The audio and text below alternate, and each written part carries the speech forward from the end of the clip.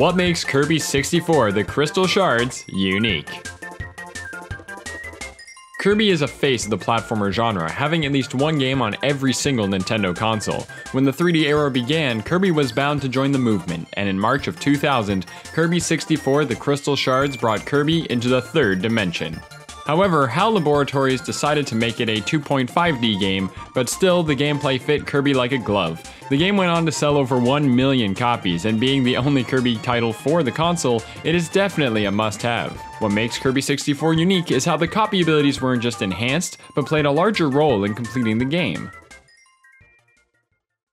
On the surface, Kirby 64 feels like any other Kirby game. Kirby is easy to render in 3D, he can float, inhale enemies, and of course, copy their abilities. The big twist is how Kirby can take out his copy abilities and combine them with other enemies. Combine Fire and Cutter and get a Flame Sword. Combine Bomb and Cutter and get an Exploding Shuriken. Despite the abilities having less types of attacks like in Superstar, the combinations are exciting. Some are cool and some are a bit of a joke, but when it comes to Kirby, cute, quirky, and cool are all fair game. Throughout the game, players can discover all the different combinations and find their favorites. Knowing which abilities will help with different situations is a big part of the game. When facing bosses, their patterns and movements are tailored such that certain abilities will be more effective than others. If players like certain ability combinations, they'll likely run into a boss that will be difficult to hit with it.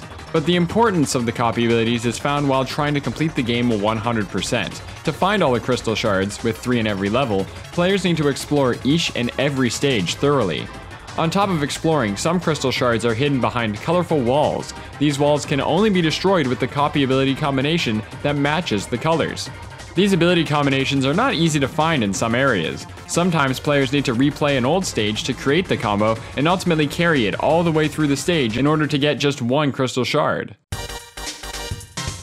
Collecting all of them isn't particularly difficult, but it is an added level of depth that also forces players to learn the nuances of all the copy abilities if players expect to get the true ending.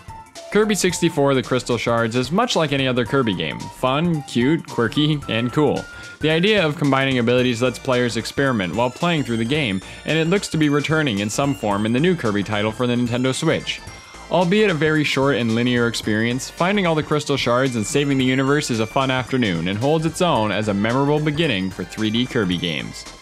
That is what makes Kirby 64 unique. If you enjoyed this video, click that like button, and if you'd like to see more videos that discuss what makes any video game stand out, be sure to subscribe. Thanks for watching.